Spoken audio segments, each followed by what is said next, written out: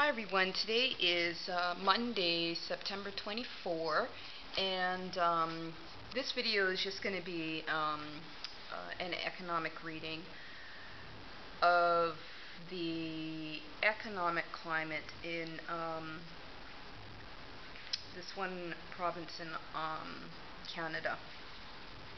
I'm actually trying to get a sense of what is sort of the economic environment in this particular province with respect to setting up an infrastructure that actually develops black feminist principles on a transnational level. And I was looking into this little pocketbook, and I'm not going to really give it advertising because while looking through this thing, I noticed that there was a lot of misinformation, and I just found that, when you give people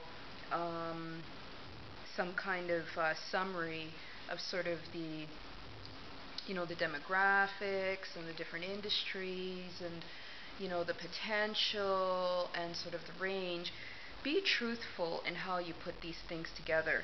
And there's just a couple things that I actually wanted to point out to you.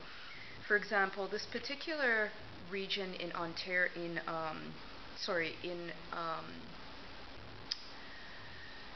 a demographic related to a province in Canada. The demographic is,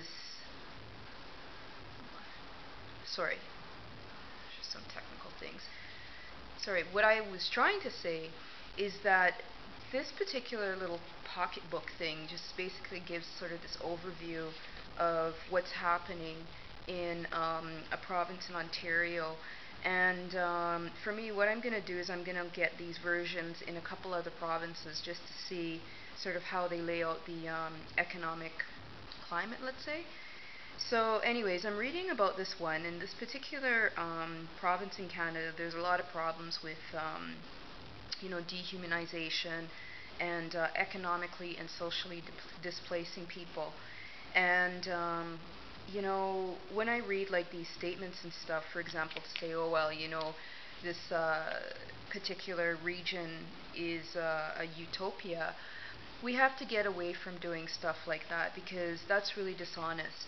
And this little book that's put together, just a little bit bigger than my hand, and it has these graphs and pictorials and statistics.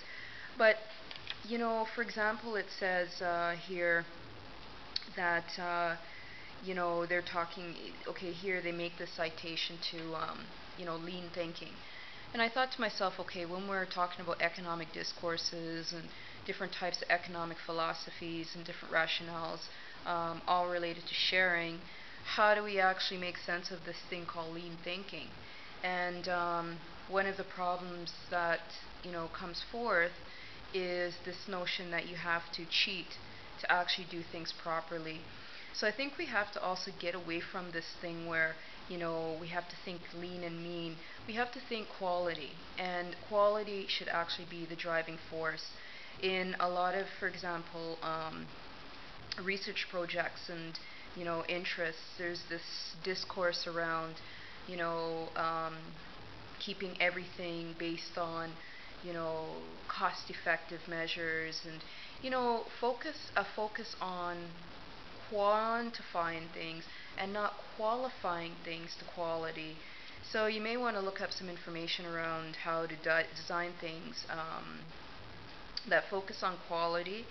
In some of my other videos related to getting involved in research, I also mentioned some sources to look at to try and understand ways to, for example, do an economic research project informed by black feminism from the USA lineage, and also informed by some kind of a qualitative method that talks about even Canadian Indigenous practices. So get creative, but also write your ethics into things you do, because, for example, I'm looking at this little pocketbook thing, and it even says that this one demographic has a fair legal system, and that's not true because, for example, just drawing upon cases in this particular province, if you look at court dockets, you will actually see that there's this consistent processing of, for example, differential related to one particular ethnic group.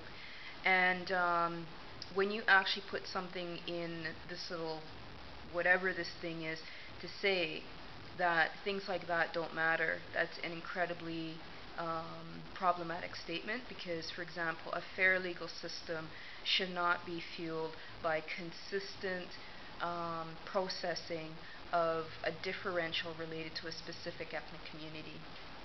So it was interesting to even see that because in the Canada infrastructure, Canada actually has a very, very problematic justice system because, for example, a person can actually take someone's human life and still get food, still get specialized education, and get everything paid for. And then you have people who actually follow rules and just have a sense of decency, um, and they're exposed to a lot of things that relate to unfairness. So we have to definitely question how they put together these little books about sort of the economic climate because these things are also used to, for example, shape decisions around what and where to locate certain corporate infrastructure. So just a little short video about looking into sort of the ethics written into economic forecasts. Um, you know, Try and apply a black feminist reading of economic forecasts and start from the black feminist thought from the USA, because it certainly focuses on um, ways to recognize problematic systems, but also ways to re-engineer these systems so that it actually creates something that's fair and something that is violence-free. So, anyways, I hope your day or evening or moment, wherever you are in the world, is going okay. And yeah, this is just a video about something related to economics and something related to sort of the development of a corporate infrastructure and writing nature into the corporate model.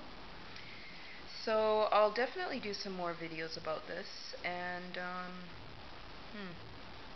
yeah, it's really interesting because I was just looking at this thing and I said, I wonder what a review or a reading from a different governance position would actually present to the public, because this particular guide is very, very misleading, and that's not fair to people who actually want to develop corporate infrastructure that actually becomes, for example, a response to violence related to the processing of, for example, this differential related to the black community.